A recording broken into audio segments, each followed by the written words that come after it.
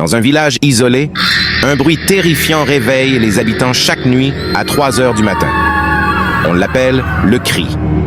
Personne ne sait d'où il vient, mais chaque matin, un animal est retrouvé mort dans les bois, le corps tordu d'une manière inexplicable, comme s'il avait été aspiré de l'intérieur. La jeune Élodie, 19 ans, note que le cri ressemble étrangement à celui qu'elle entend dans ses cauchemars depuis des mois. Elle décide de rester éveillée pour l'entendre en vrai et découvre que le son semble venir de sa propre grange. Accompagnée de son ami Maxime, Élodie s'aventure dans la grange à 2h45. Ils découvrent une étrange fissure dans le sol, vibrante, telle une plaie ouverte dans la chair de la terre. Alors qu'ils approchent, un souffle glacial les enveloppe, et le cri surgit soudainement, assourdissant, comme si la fissure elle-même hurlait. En fuyant, Élodie trébuche et touche la fissure. Une vision déferle dans son esprit. Des images de gens disparus, hurlant dans un vide infini. Elle entend une voix dans sa tête « Tu es notre prochain cri ».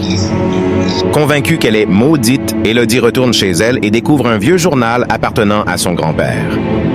Dedans, il raconte l'histoire d'un ancien rituel, un portail ouvert par accident dans la grange lors d'une cérémonie pour se protéger du mal.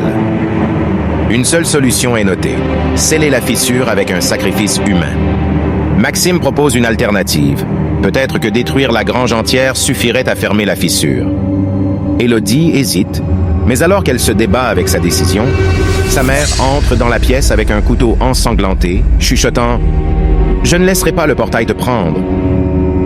Sa mère avoue avoir sacrifié des animaux pendant des années pour retarder le cri, mais cela ne suffit plus. Ils veulent un humain maintenant. Élodie, horrifiée, décide de tout brûler. La grange, le portail et elle-même s'il le faut. Maxime l'aide à répandre de l'essence. Alors que les flammes dévorent la grange, le cri retentit une dernière fois, déformé, comme un rire. Élodie réalise avec horreur qu'elle n'a pas fermé la fissure, mais l'a agrandie. Le sol de la grange éclata, un abîme noir se propageant comme une tache d'encre et des ombres informes se déversèrent dans la nuit. Elle regarde Maxime et il n'est plus là. À sa place, une silhouette sans visage la fixe. Une voix résonne « Merci de nous avoir libérés ».